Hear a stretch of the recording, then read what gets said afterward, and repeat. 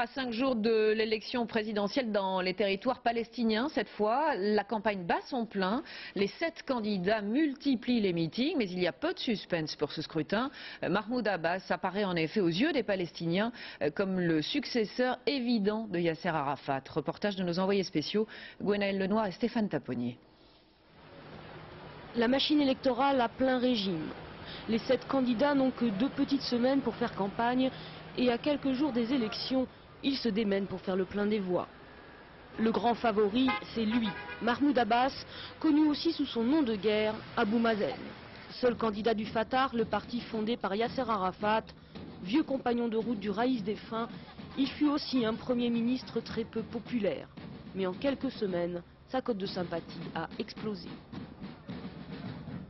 Il suit les pas de Yasser Arafat, symbole du peuple palestinien.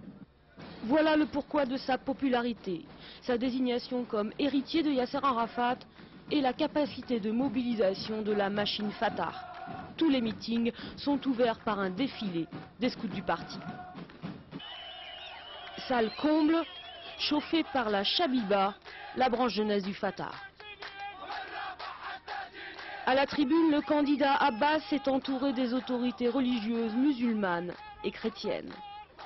Le discours est combatif et respecte scrupuleusement la ligne traditionnelle du parti, État palestinien avec Jérusalem comme capitale, droit au retour des réfugiés, libération des prisonniers et mise en garde aux Israéliens.